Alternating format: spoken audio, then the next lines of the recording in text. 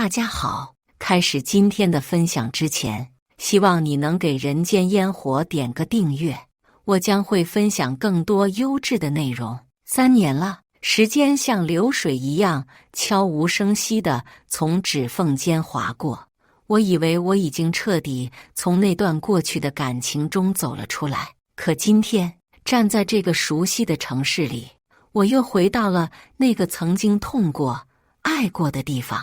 我缓缓走进酒店的大门，环顾四周，恍如隔世。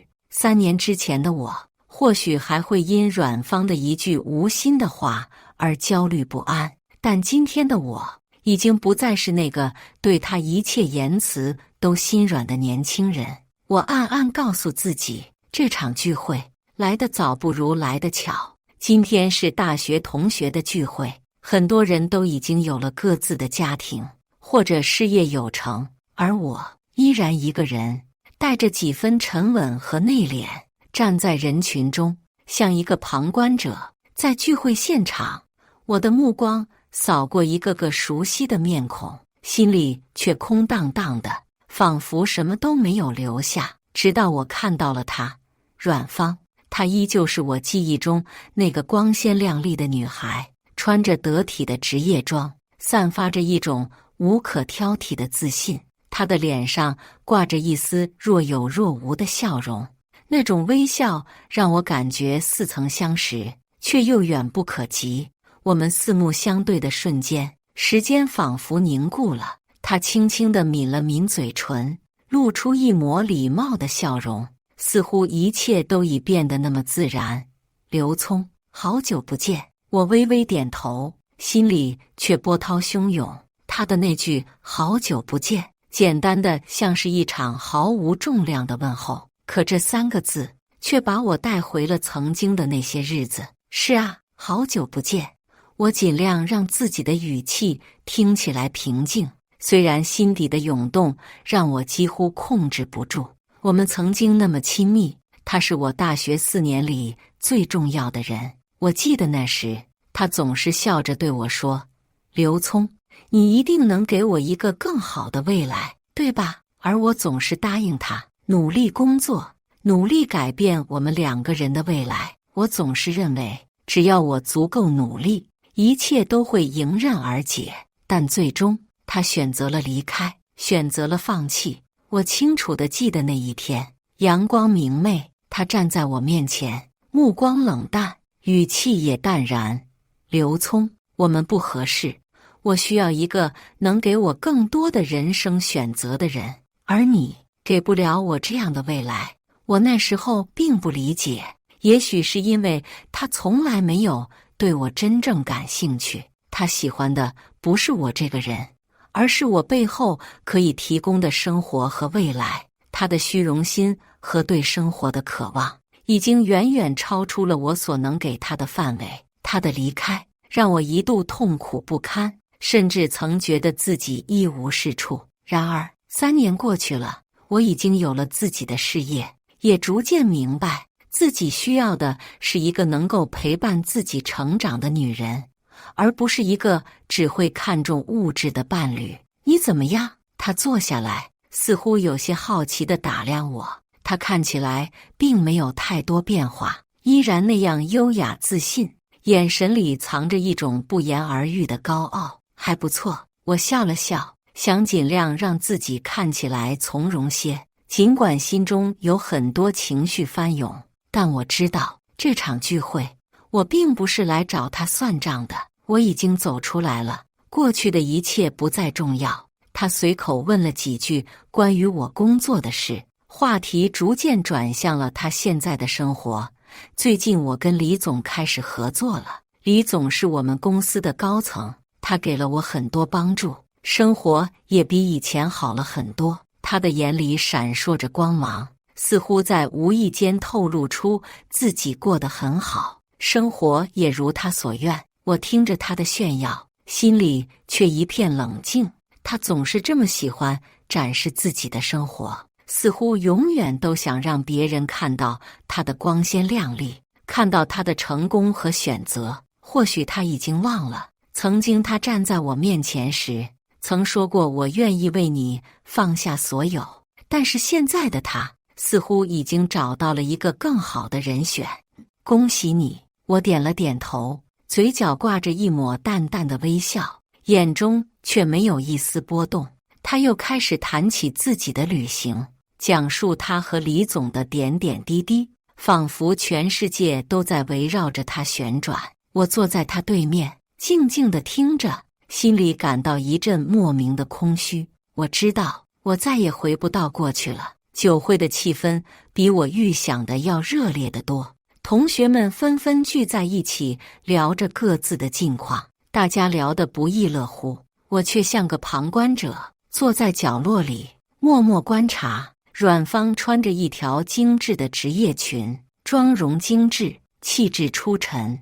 她的目光在众人中扫过，忽然停留在我身上。她微微一笑，朝我走了过来，周围立刻安静了下来。刘聪，好久不见。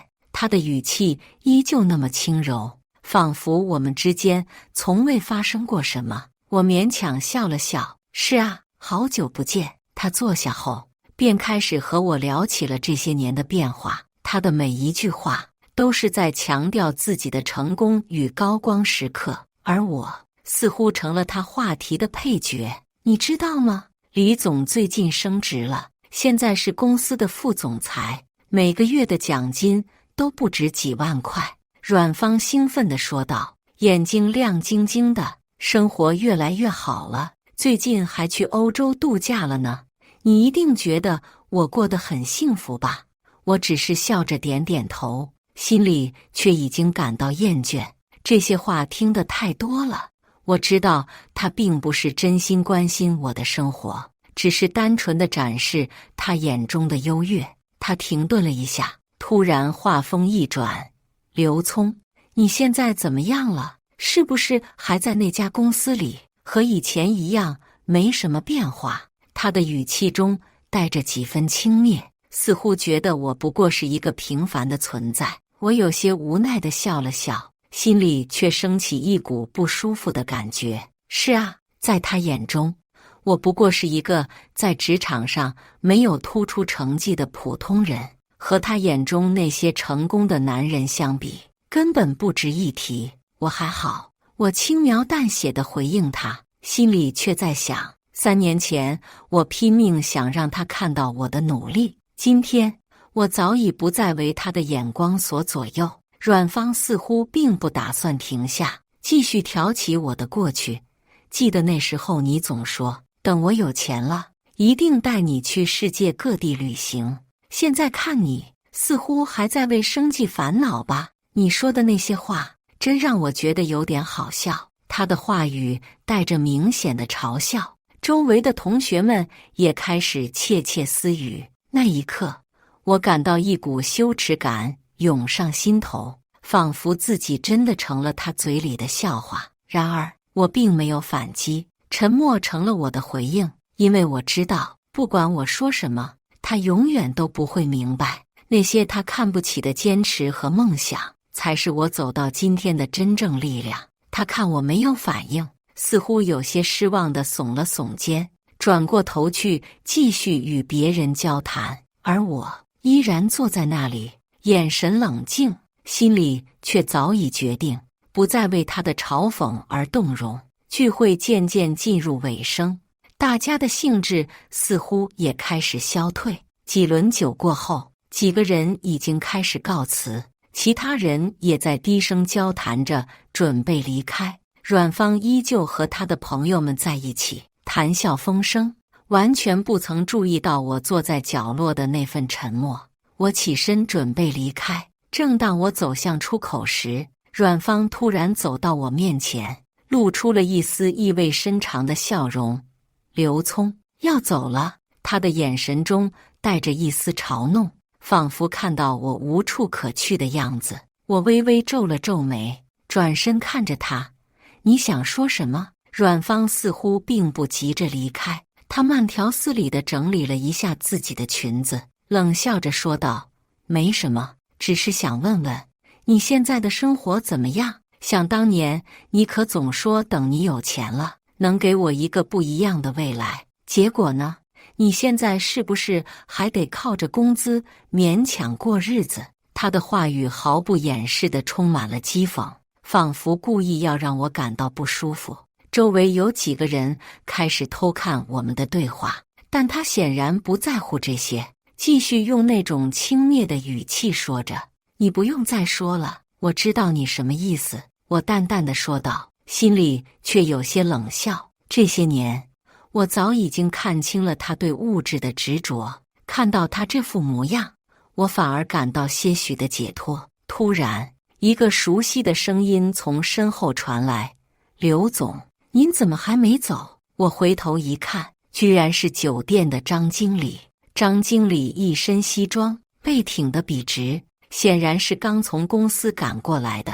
他一看见我，立刻面带微笑走了过来。他径直走到我面前，恭敬地说：“刘总，会议资料我已经准备好了，您稍后可以过来看看。”张经理，不用那么客气，先去准备吧。我微笑着回应，心里却暗暗松了口气。阮芳在一旁听到“刘总”这2个字，脸色一变，他下意识地皱了皱眉，似乎对张经理的称呼感到有些意外。张经理却丝毫没有察觉，转身走向一旁的工作人员。“刘总。”阮芳的声音带着明显的困惑和不信，他抬头看着我，似乎想从我的脸上找到什么破绽。“你是说你在这家酒店工作？”我微微一笑：“当然，不然你以为我在做什么？”阮芳依旧不相信，嘲讽地说道：“你开什么玩笑？刘聪，你不过是个小职员罢了，你怎么可能是这家酒店的老板？就凭你，怎么可能有那个能力？”他的语气越来越不屑，显然对我所谓的身份感到极度的不信任。他不再隐藏自己的讥笑，甚至开始用一种极为轻蔑的眼神打量我。“你真是让我笑掉大牙。”他冷笑一声：“如果你真是这家酒店的老板，那我倒是可以考虑重新认识你了。真是你想象不到的事情。”我淡淡的回答，眼神没有一丝波动。然而他依旧不相信，甚至嗤之以鼻：“老板，你说你是刘总？刘聪，能不能别再给自己编造这些荒唐的故事了？我承认你以前很有理想，但现实并没有给你任何机会。你现在不过是在酒店做个小经理罢了，凭什么说自己是老板？”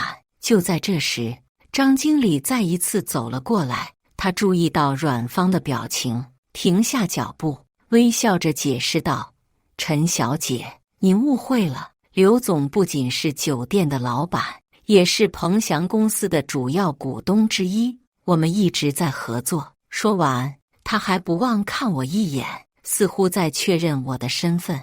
阮芳的脸色瞬间变得苍白，她似乎有些呆住了，完全没想到会是这样的结局。他转头看着我，眼神里满是怀疑和震惊，仿佛无法相信眼前的这个刘聪竟然真的成了他曾经轻视的那个老板。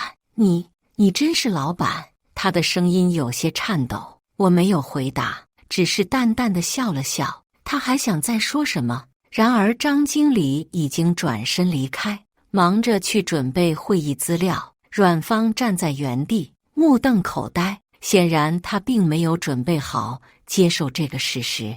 他眼里那种轻蔑的表情渐渐消失，取而代之的是一份深深的愣住。“刘聪，真没想到。”他咬了咬唇，似乎想说什么，却又不知道从何说起。我站起身，拍了拍他的肩膀，语气平淡：“阮芳，过去的事情已经过去了，你可以继续过你自己的生活，忘了我也好。”他愣在原地，没有回应，只是默默地看着我离开。我离开时，阮芳依旧呆立在原地，眼神复杂。他原本以为自己可以继续嘲笑我，认为我是他眼中的那个落魄失败者，却在一瞬间被现实狠狠打了脸。他还没有从刚才的震惊中回过神来。我走到酒店外面，深吸了一口气。今晚的聚会对我来说，似乎是一场小小的复仇。然而，我的心情却出奇的平静。我从来不想为过去的错误找借口，更不愿用嘲讽的方式来报复。我知道，真正的成功和自信，不是通过别人的低估和看清来证明，而是通过自己的实力和行动来让他们明白，过去的轻蔑和误解不过是一场空。正当我准备离开时，手机屏幕突然亮起，是一个陌生的号码。我接通电话，张经理的声音传来：“刘总，会议准备好了，请您过来。”“好的，我马上过去。”我简短回应，收起手机，朝酒店大楼走去。就在我准备迈步的那一刻，突然听见了一个熟悉的声音：“刘聪，等等！”我回头一看，竟然是阮芳。她几乎是匆匆忙忙跑过来的，脸上带着一丝惶恐和不安。她的步伐匆促，眼神闪烁不定，显然她并没有准备好再次面对我。“你想干什么？”我停下脚步，冷冷地问。阮芳似乎有些犹豫，最终还是鼓起勇气开口：“刘聪，他低下头，声音有些颤抖。我刚才说的话可能有些过分了。”我没有立即回应，只是冷冷地看着他，等待他继续说下去。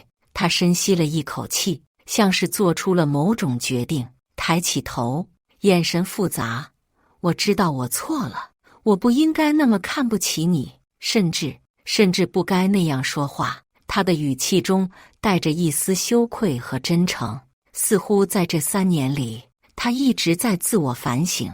我没有马上回应他，只是沉默了片刻。阮芳的态度让我有些意外，但也让我开始意识到，他和我之间早已没有了过去的关系。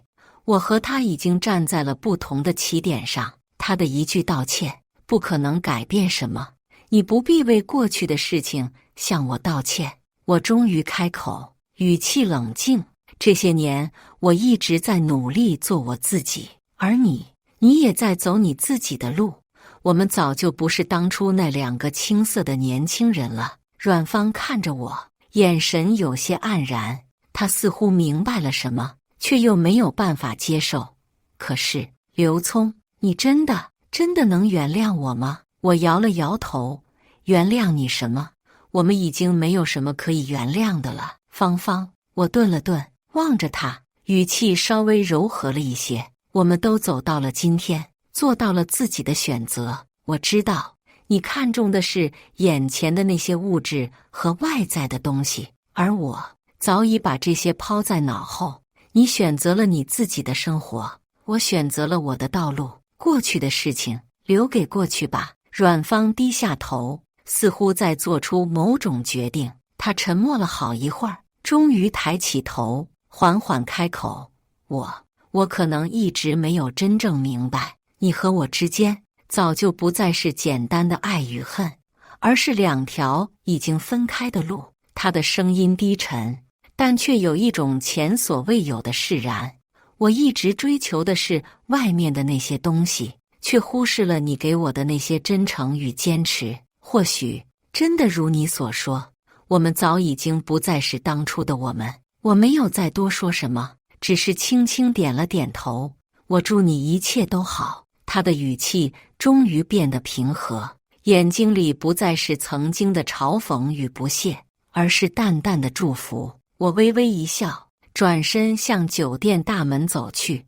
没有回头，也没有停下。我知道，我们都该放下过去，继续各自的生活。回望曾经的我们，或许是缘分，或许是错过，但一切都已经成为了历史。随着我步入酒店大门，身后传来阮芳的声音：“刘聪，再见。”我没有回应，只是轻轻地闭上了门。